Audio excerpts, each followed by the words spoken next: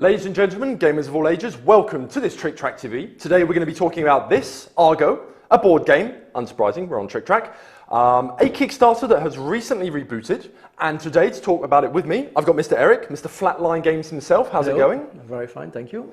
And basically we're going to talk about the game, talk about the Kickstarter, what kind of went wrong, what you guys are going to do to improve it, because this is going to be a reboot hopefully. And also, well, after that, we're going to do a run-through, show people the rules and exactly how it plays out. Of course. So, Argo, how did it all get started? Tell us about that. Well, every now and then I go to fairs and shows and things like that, but I also go to gaming weekends. And one of the most important gaming weekends for the French-speaking authors, publishers and so on is the one organized by Bruno Faiduti. So I went there and I saw the prototype of Argo at that time. Which is a game that Bruno has been working on with Serge Laget for a long time.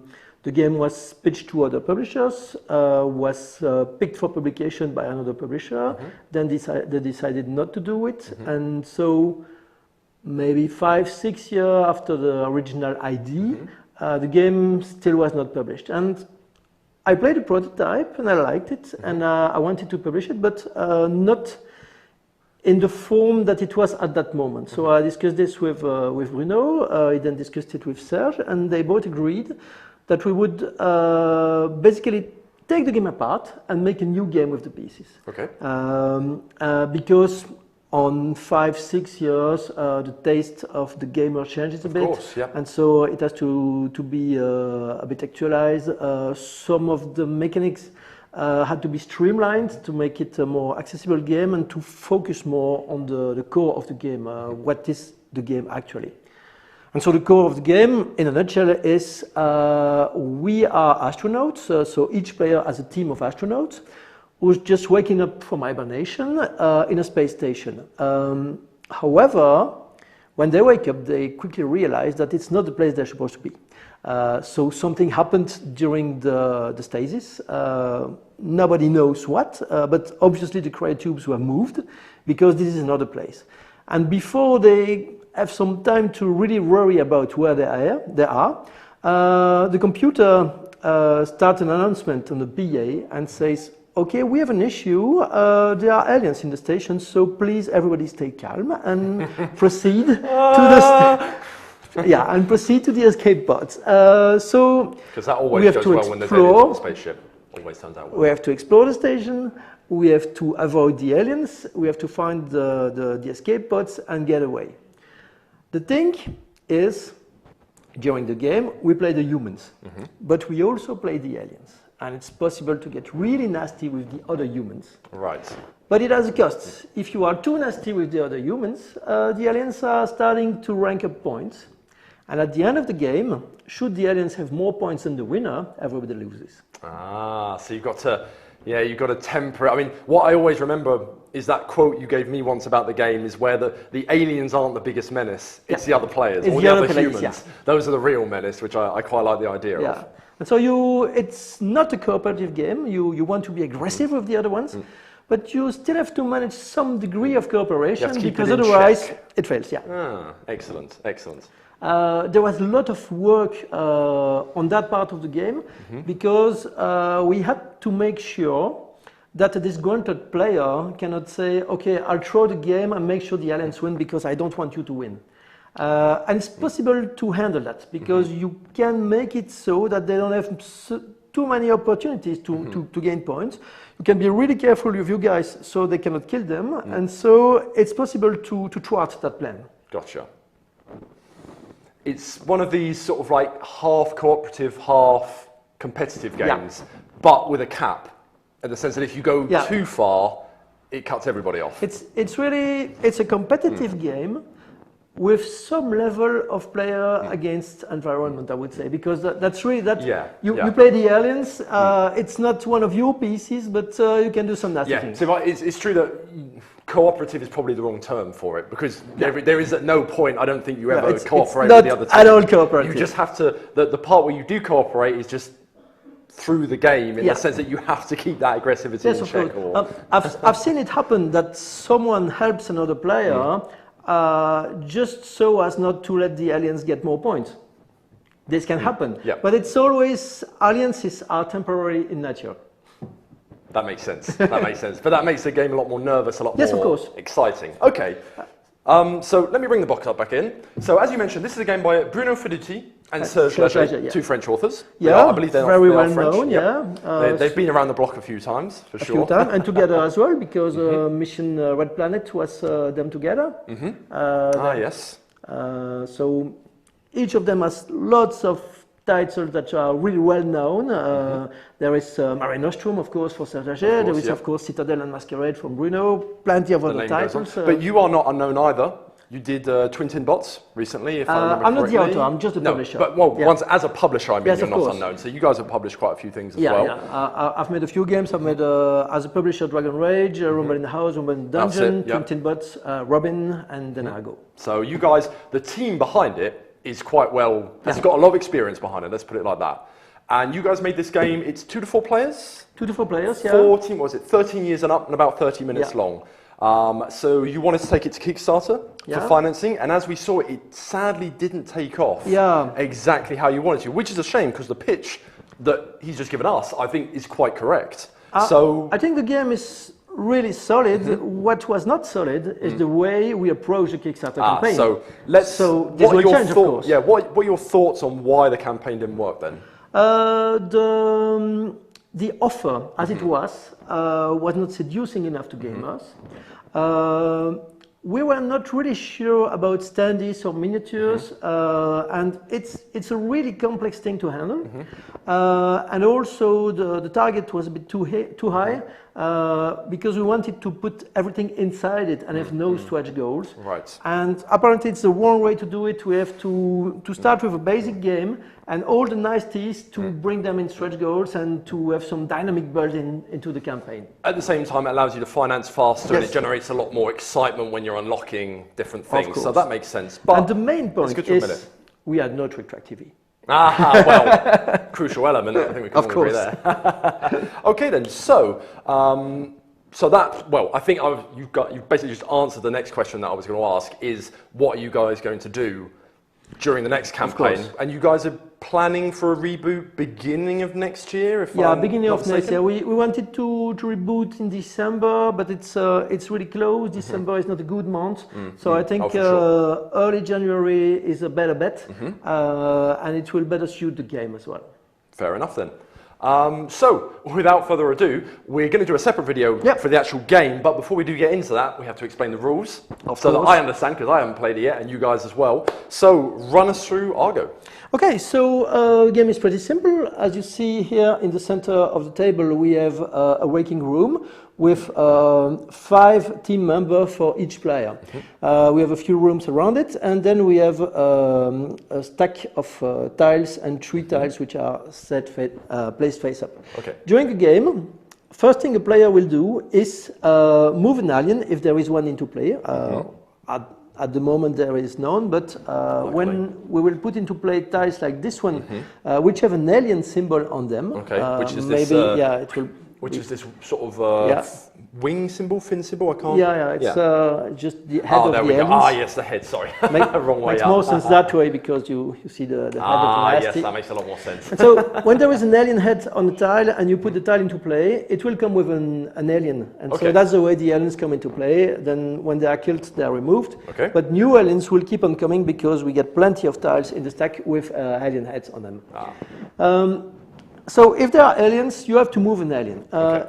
Then on every tile in which we have humans and aliens, the aliens will kill one human. Right. I say human because each team has a robot, and the robots are not edible, so they are of no interest to the aliens. Fair enough then. But it goes both ways because the robot is incapable of harming any living creature. It's Asimov compliant, so it cannot do any harm. So it will not harm the aliens as well. So it has its uses, but it's not the same as a grunt, for example, or the chief. So first thing, we move an alien. Then we put a new tile into play. which means if the new tiles come with an alien, this alien will not move. It's kind of summoning sickness. So it comes into play. It will have to wait one full turn because before it can move again. And then after that, we have two actions. The actions are either move or activate a room, because many of the rooms, like this one for instance, have special power. So this is a corridor with no special power. Okay. This is an infirmary which allows to resurrect, sorry, this is a laboratory which allows to swap an alien and a human. You can switch their places. And when you want to activate, you will put an activation marker on the tile, saying, okay, this has been used. Each player can use it once at most during the game, and each tile can be used twice at most during the game. So we are two players, it will be once each, but with 3 or 4 players, each tile can only be used 2 times. Okay, fair enough then. All the tiles have different effects. We have teleporters, we have the infirmary, which allows to resurrect one dead. We have the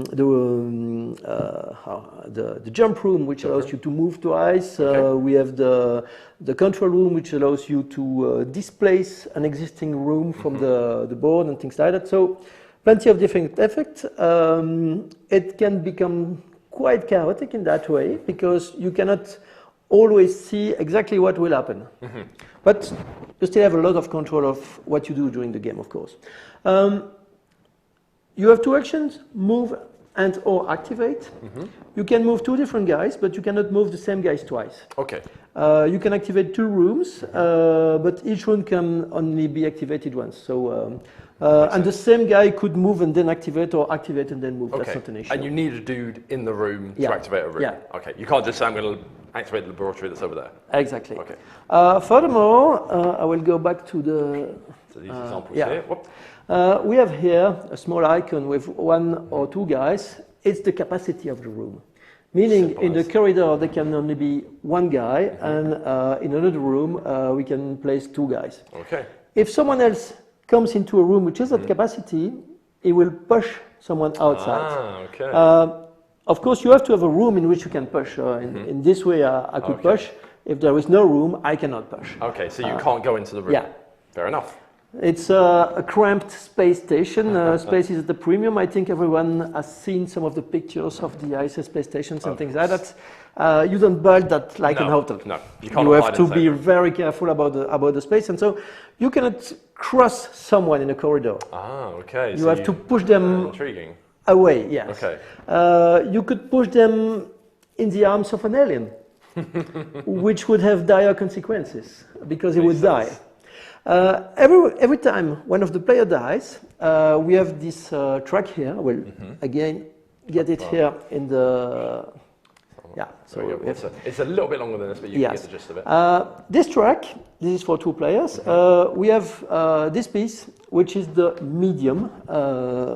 This is easy, and this would be the hard level. Right, so there is a varying difficulty. Yeah, because from group to group, people will be more or less aggressive, and when we did a lot of tests for balancing, and we realized that it's not possible to have a one-size-fits-all level of balance. Okay. So with this, you can really make the game suit your tastes. If you want to play really aggressively, it's not a problem.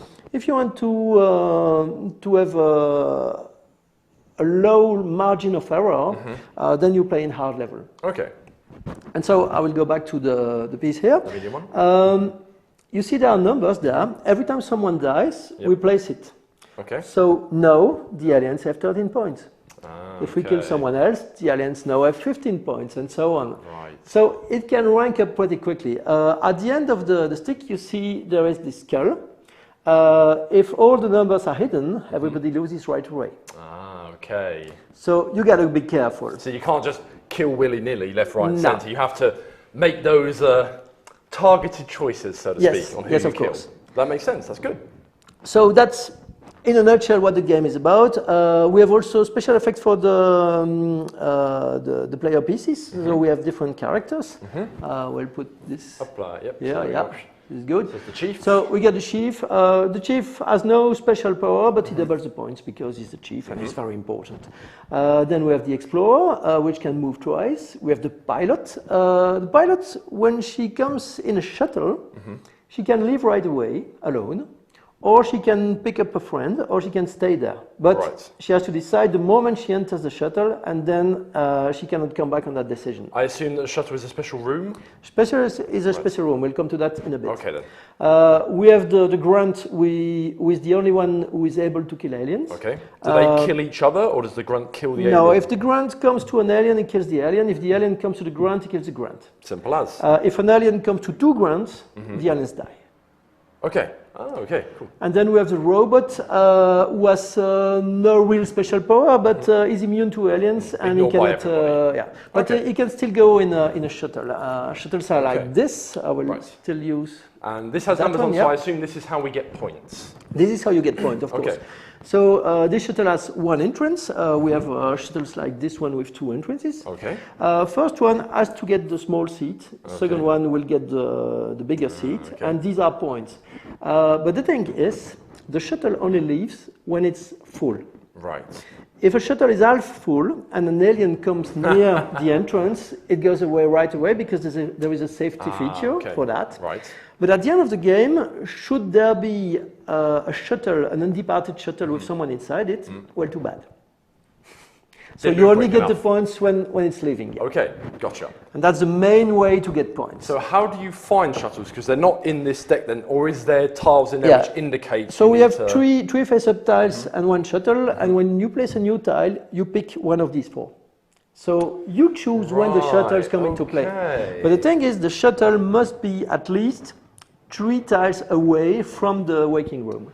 Okay, so we're not actually saying I'm going to place a new tile and like that. It's you pick one of these. You could place that one if you want, but you have choice between these. Okay, so you pick one, which gives you a 5th tile. No. It's really you pick one. Yep. Place it, and then the new one comes. Replace with that one. But you could elect to play the random one. Which you don't know. Okay, fair enough. That's good. Excellent. Okay. Then. So it's pretty simple. When the shuttles go away, you mark up your points on the player score track. When you kill all the players with aliens during your turn, you gain points as well. So there is an incentive to be nasty. How many points is it per? 1. 1 point per. 2 if it's a chief, of course, because Makes they are sense, so important. Chief doubles the points of the shuttles as well, so it can really rack up a lot of points. A chief which leaves at the right moment, and then the game ends in one of 3 ways. Either everyone is dead, which can happen. Either all the tiles have been placed. Or at the beginning of his turn, one player has all his guys who are either dead or gone. Okay. Or sitting in a shuttle, because when you sit in a shuttle, it's like in the Six Flags parks, you're just trapped and you cannot move away anymore. Even when there's an alien coming. But luckily there's a safety feature. Yeah, there is a safety feature. In that case, you're safe and you get the points as well, so it's really nice. It's all good. So nobody will bring the aliens near the shuttle. Okay, so it's a question of building, because you place a tile wherever you want. So it's a question of building up this map and then moving around it to try and... Of course. When you play a new tile, it has to be connected. When you play a shuttle, it has to be connected. And when you play a tile, if it connects to a shuttle, it has to be connected somewhere else as well, because otherwise when the shuttle leaves, the tile would be just floating in space. So you have to keep what we call hull integrity. Yeah, that makes sense. That makes sense. Okay, well, brilliant. That's about it. That sounds simple enough. It sounds interesting. Sounds... So yeah, it does sound like a very fun concept. Borrows a couple of things from lots of different games, I feel. But I like the way that you encourage the aggressiveness, but at the same time keep it in check. I find that quite interesting. And it's a kind of one of these, it sort of puts into play this rule where you have to play with people, but you don't, and there's no written rule for that. It's just it makes up for some interesting interactions. Yeah, that's it. That's the best way to put it. And we are going to check those interesting interactions out momentarily. We'll be back very shortly. Well, very shortly. The time it takes you to click on the link to the gameplay video to show you, just how interestingly we can interact. See you next time. Ciao.